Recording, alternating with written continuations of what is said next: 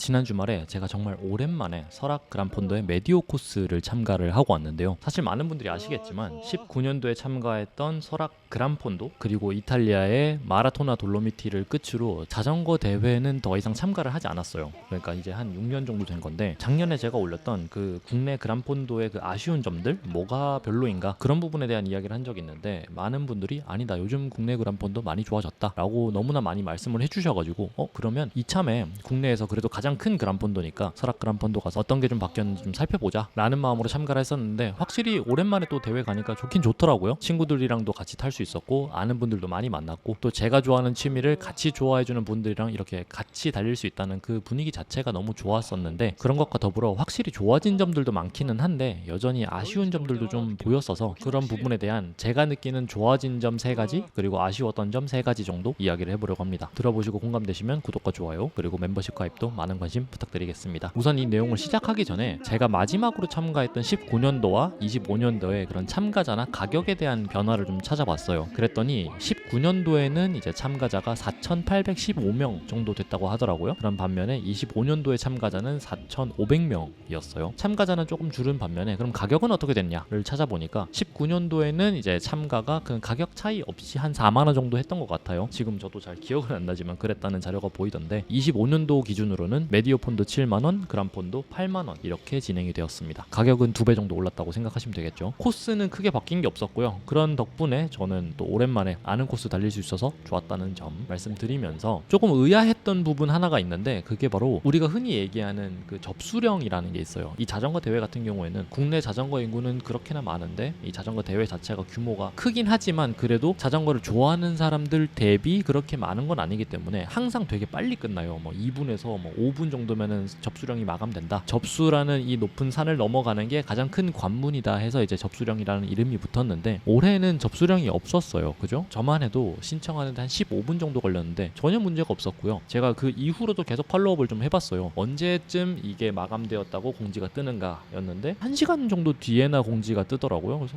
뭐야, 이렇게나 접수령이 널널해졌다고? 많이 내려왔네? 라는 생각을 조금 했었습니다. 물론 그 공지와는 별개로 한참 전에 이미 마감이 됐었을 수도 있지만, 제가 기억하는 바로는 분명히 마감이 되면 얼마 있지 않아서 마감되었다는 공지가 분명히 떴었는데, 이번에는 좀 그렇지 않았다는 점, 그래서 사람들이 좀 대회는 이제 좀 덜 나가나? 라는 생각을 좀 했었고요. 아무튼 설악 그란폰도가 좋아진 점들에 대해서 먼저 이야기를 해보려고 하는데, 우선 첫 번째는 도로 상태가 많이 좋아졌습니다. 도로의 컨디션뿐만 아니라 도로 운영, 그러니까 전반적인 대회 운영 자체가 좀 좋아졌어요. 그래서 예전에 제가 막 메디오폰도도 한번 참가를 하고 그란폰도도 참가를 했었는데, 20년도 이전의 그 그란폰도 같은 경우에는 뭔가 이 동네 코스를 제가 좀 빌려 타는 느낌이었거든요. 이게 막 완벽하게 코스인가? 라는 느낌도 잘 안 들고, 누군가가 그냥 알려주는 대로 이 산 넘어서 저 산 넘고 이렇게 돌아오시면 돼요? 라는 느낌이 조금 있었다면, 올해는 확실히 이제는 번듯한 그란폰도 코스가 되었구나, 그냥 동네 대회 같은 느낌이 들 수도 있잖아요. 근데 설악 그란폰도는 확실히 이제는 공식적인 그란폰도가 맞구나를 너무나 선명하게 느낄 수 있었다는 점, 그런 게 좀 좋았고요. 자전거 대회 같은 경우에는 가장 큰 문제 중에 하나가 이 차량 통제예요. 왜냐하면 우리가 타는 그 대회 코스가 우리만을 위한 코스가 아니라 원래 차량들이 이동하는 길들이에요. 평소에도 쓰이는 국도들인 거죠. 그 국도를 우리가 일정 시간 막아놓고 여러분들 자전거 편하게 타실 수 있도록 저희가 보호를 하겠습니다, 이런 식으로 진행이 되게 되는데, 메디오폰도도 100km 정도 되고 그란폰도는 200km가 넘기 때문에 이 모든 구간을 완벽하게 통제하기는 사실 쉽지 않아요. 외국에서는 하는 경우도 있지만 이게 거의 불가능에 가깝기 때문에, 오토바이를 타고 대회 코스를 왔다 갔다 하면서 이 차량 통제를 좀 도와주시는 마샬이라는 분들이 계시거든요. 이분들이 굉장히 도로 통제를 저는 깔끔하게 해주셨다고 생각해요. 예전보다 오토바이의 대수는 줄어든 것 같은데 오히려 통제는 조금 좋아진 것 같은 느낌? 그래서 자전거 탈 때 차가 막 오가는 그런 것들을 좀 신경을 많이 써야 되는 경우가 많이 생겼었거든요. 예전에는 어찌됐든 많은 사람들이 한 차선을 우르르 같이 달리다 보니까 중앙선을 넘나드는 분들도 계신데, 그분들이 차가 올 때마다 막 안쪽으로 밀려 들어왔다가 나갔다가 이런 식으로 좀 혼란스러운 경우가 많이 생겼는데, 확실히 도로 통제가 깔끔하게 되면서 그런 부분도 많이 해소가 되었다는 점. 물론 이거는 참가자의 그런 성향에 따라서 많이 바뀌기도 하겠지만, 저는 대회 운영 측면에서 마샬 분들이 정말 많은 노력을 해주셨고 많은 수고를 해주셨다고 생각을 하기 때문에 그런 부분이 좀 좋아진 게 참 좋았고요. 두 번째로 좋아진 점은 이제 보급소의 규모예요. 보급소의 그런 회차 자체가 많이 늘어난 건 아니에요. 보급소는 예전과 동일하게 3개 정도 운영이 되고 있었는데, 이게 첫 번째 보급소가 특히나 좀 많이 복잡해요. 왜냐면 첫 번째 보급소 같은 경우에는 그룹에 따라서 내가 얼마나 여기서 쉴지를 각자 결정을 하기 때문에, 도착하는 사람 별개, 출발하는 사람 별개, 아무튼 이렇게 시간이 조금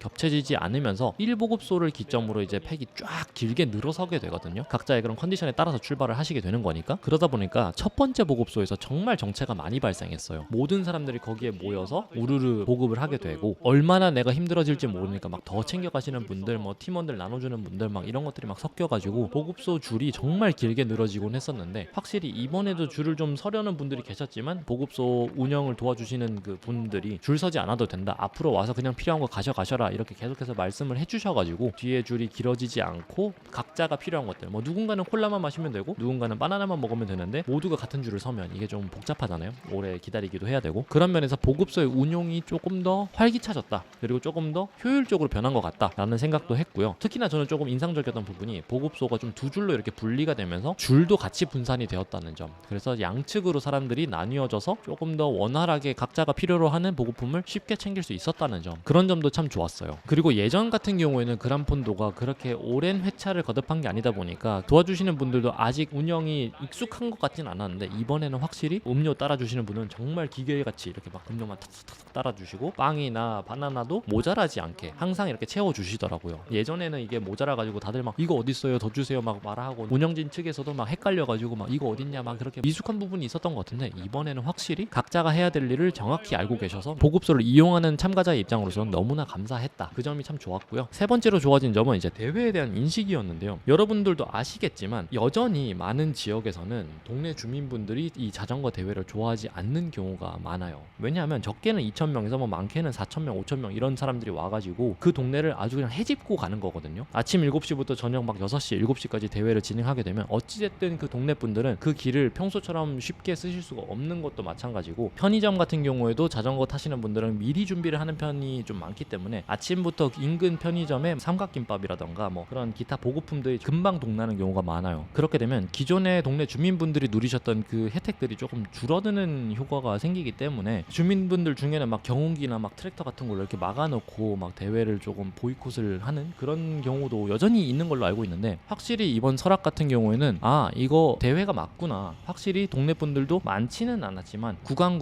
이렇게 동네 분들이 나와서 응원도 좀 해주고 하시더라고요. 대회 끝나고 식당에 갔는데 자전거 저지를 입고 들어간다거나 아니면 자전거를 끌고 갔거나 했을 때 아이고 고생했다 하시면서 조금 더 얹어주는 경우도 있었다라는 그런 글들을 본 걸 생각하면, 아 자전거 대회 참가자들이 이 동네 이 인제군에서도 조금 환영을 받고 있구나 라는 생각도 조금 하게 됐고요. 물론 국제대회에서는 환영의 그 규모가 조금 다릅니다. 인근의 학교 학생들이 와서 막 응원을 하는 경우도 있고, 동네 주민들 정말 다 나와서 막 갓길에서 이렇게 응원을 해주시거든요. 그런 면에서는 아직 조금 차이가 나긴 하지만, 그래도 예전만큼 사실상 조금 천대를 받았던 기간도 있었는데 이제는 더 이상 천대받지 않는다, 우리도 한 명의 그런 대회 구성원으로서 인제군 방문객으로서 우리도 조금 환영을 받고 있구나 라는 그런 부분이 좀 좋았고요. 또 좋았던 점 한 가지는, 저는 처음에 이분들이 뭐 하는 분들인지 몰랐어요. 그 의료 키트를 이렇게 메고 자전거를 타시는 분들이 있더라고요. 저것도 뭐 일종의 컨셉 같은 건가? 라는 생각을 했었는데, 그런 게 아니라 대회 측에서 이렇게 운영을 했던 라이딩 패트롤이라고 하더라고요. 그분들이 코스를 달리시다가 다치는 분들이 발생했을 때 간단한 조치 같은 건 미리 해두시고 정말 필요한 경우에 응급차를 부르거나 뭐 이런 식으로 할 수 있었던 것 같더라고요. 물론 이게 이번 그란폰도부터 적용이 된 건 아니겠지만, 그래도 이렇게 의료 패트롤이 돌아다니는 걸 보면서 그래도 조금 더 사람들이 안심하고 탈 수 있겠구나 라는 생각이 들어서, 이런 세 가지의 개선된 점들을 보면서 아 설악 그란폰도 좀 좋아졌구나 라는 것들을 조금 느낄 수 있었고요. 그것과는 별개로 역시나 아쉬운 점들 좀 있었어요. 사실 좋아진 점보다 여전히 아쉬운 점들이 너무나 많기는 했어요. 이건 어찌됐든 저는 참가자의 입장으로서 하는 이야기니까 아쉬운 점들이 많을 수도 있겠지만, 그런 부분들을 좀 감안해 주시길 바라면서, 그래도 이거는 진짜 할 수 있을 것 같은데 왜 안 해주는 걸까? 라는 그런 가장 제가 생각해 중요했던 아쉬운 점 세 가지를 좀 이야기를 해보자면, 첫 번째는 이제 보급소의 자전거 주차예요. 참가하셨던 분들, 그리고 다른 대회도 아마 비슷할 거라고 생각이 드는데, 보급소 운영 자체는 좋은데 이 보급소를 이용할 사람들이 다 자전거를 타고 오잖아요. 그러면 이 사람과는 별개로 우리가 보급소에 자전거를 끌고 갈 수는 없기 때문에 자전거를 어딘가에 우리가 좀 보관을 해야 되는데, 자전거 주차할 때가 마땅치가 않다 보니까 보급소 어딘가에 그냥 넓은 공터다 싶으면 그냥 거기에 다 자전거를 이제 내려놓게 되는 거죠. 근데 이 자전거가 세워놓을 때는 면적을 크게 차지 않았는데 눕히면 면적이 거의 2배 이상 늘어납니다. 그러다 보니까 들어오는 사람은 많은데 나가는 사람은 적고, 결국엔 자전거가 정말 많이 늘어서게 돼요. 먼저 왔던 사람이 먼저 나가는 게 당연한 게 아닌 곳이 이 보급소이기 때문에, 뒤늦게 오신 분이 먼저 나가게 되면 그 중간중간 이렇게 구멍이 나게 되거든요. 그럼 그 자리를 또 다음에 오신 분 중에 자리가 있으면 거기다 주차를 해야 되고 뭐 이런 식으로 되는 건데, 그러다 보니까 다른 사람의 자전거를 발로 차는 일들도 많이 발생했고요. 드물게지만 자전거끼리 부딪히는 일, 자전거를 밟는 일, 일 이런 일들이 정말 많이 발생했고, 자전거 대회가 처음이시거나 자전거를 조금 아끼시는 분들 같은 경우에는 바닥에 놓는 거 별로 안 좋아하는 분들도 정말 많으시거든요. 스크래치 나면 어떻게 하시는 분들 많으신데 그 자전거들을 바닥에 놓을 수밖에 없었던 점은 조금 아쉬웠다라는 생각이 조금 들었어요. 당연히 고려를 해봤었고 불가능해서 안 하셨겠지만 철인 대회 나가보면 그 바꿈터에서 자전거 이렇게 긴 봉에다가 이렇게 걸어두곤 하시잖아요. 그래서 그런 것들을 운영을 할 수 있었으면 참 좋았을 텐데 라는 생각도 해왔지만, 역시나 이건 뭐 운영하는 측에서 당연히 고려를 해봤을 거고 뭐 어떠한 이유로 불가능하다고 판단을 하셨기 때문에 안 하셨을 거라고 생각이 되기 때문에 그냥 좀 아쉬웠다 정도로 생각이 되고요. 두 번째 아쉬웠던 점은 이제 반대 차선에 대한 관리인데요. 자전거 대회를 가보시면 정말 많은 분들이 참가를 하기 때문에 통제가 거의 불가능에 가깝습니다. 참가하는 사람들 다 어른인데 왜 통제가 안 되냐라고 생각을 하실 수도 있겠지만 가보면 분명히 느낍니다. 와, 통제가 안 돼요. 사람마다 자전거를 타는 방법이나 성향이나 그런 패턴이 다르기 때문에 누군가는 내가 좀 느리면 갓길로 빠져야지 라고 생각하는 분이 계시다면, 누군가는 각자 자기가 알아서 피해가는 거지 뭐 하위 차선도 없는데 내가 어디로 피해, 갓길 갔다가 저기에 이물질 많아서 내 타이어 펑크 나면 자기네들이 책임질 거야? 라고 생각하시면 뭐 그것도 뭐 틀린 말은 아니죠.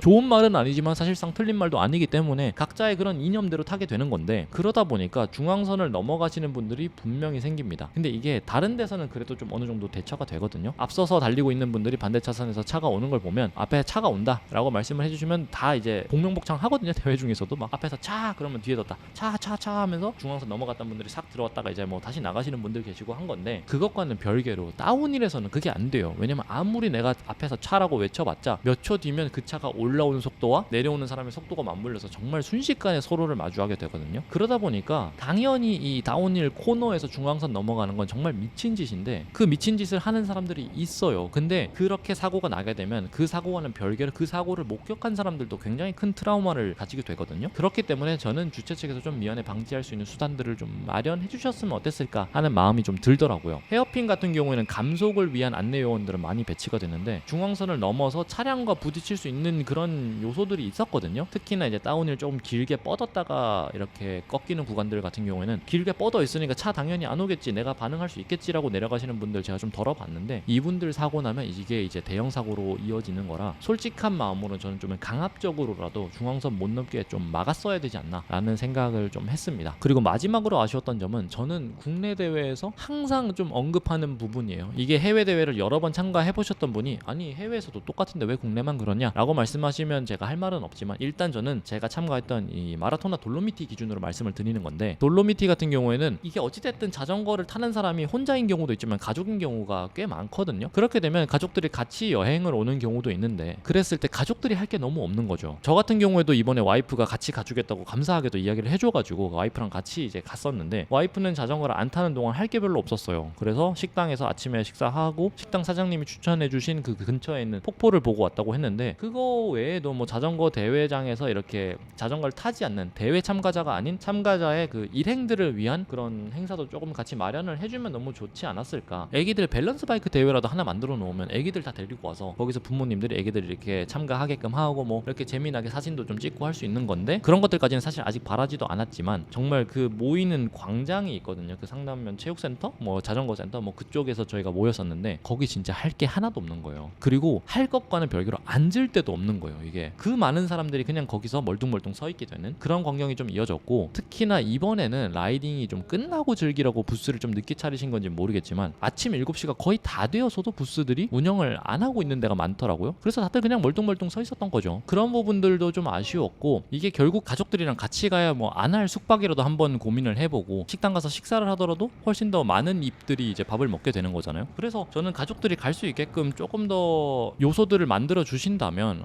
더 많은 가족들이 방문을 고려하게 되고, 그렇게 되면 인제군 활성화에도 조금 더 도움이 될 수도 있지 않을까라는 생각을 하는데 정말 할 게 없습니다. 뭐 그래서 와이프 같은 경우는 이번에 새롭게 지어진 그 도서관에서 만화책 좀 읽고 뭐 본인 할 일 했다고 하더라고요. 폭포도 보고 뭐 그런 식으로 했다고 하는데, 아무튼 뭔가 자전거 대회, 그러니까 그란폰도와 메디오폰도 자전거를 타는 그 행위 자체를 제껴놓고 보면 사실상 할 게 아무것도 없었다라는 점이 역시나 여전히 좀 아쉬웠다 라고 말씀을 좀 드리고 싶네요. 그래도 국내에서 이렇게 그란폰도가 계속해서 진행이 된다는 건 정말 감사한 일이죠. 뭐 사람들이 이렇게 모여서 자전거를 탈 수 있는 경우가 그렇게 많지 않기 때문에 저는 이렇게 그란폰도를 운영해 주시면은 정말 감사하다는 말씀을 드리면서도 그래도 조금 더 개선이 될 수 있으면 좋지 않을까. 뭐 저 같은 경우에는 자전거 대회에 어느 정도까지 쓸 수 있냐라고 생각한다면 뭐 충분한 즐길거리와 볼거리, 먹거리 뭐 이런 것들만 준비가 된다면 저는 한 13만 원에서 5만 원 정도까지는 쓸 생각이 있거든요. 그래서 그런 것들을 조금 더 고려를 해서 가족들이 조금 더 방문을 해서 인제군을 조금 더 즐길 수 있게끔 이렇게 만들어 주시면 좀 좋지 않을까라는 생각을 좀 해봤습니다. 어디까지는 이건 하나의 동네 자덕의 그런 넋두리밖에 되지 않기 때문에 여러분들 중에 이번에 설악 그란폰도 참여를 하셨던 분이 계시다면 여러분들은 어떤 점이 좋고 어떤 점들이 좀 아쉬우셨었는지 댓글로 좀 남겨주시면 너무나 좋을 것 같고요. 그런 부분들을 우리가 조금 공유를 하면서 앞으로 자전거 대회 이렇게 개선되면 좋지 않을까라는 이야기가 그런 대회를 운영하는 분들에게도 좀 들릴 수 있으면 좋겠다는 생각입니다. 오늘 제가 준비한 영상은 여기까지고요. 저는 또 다음 영상으로 찾아뵙겠습니다. 모두들 바이 가이스.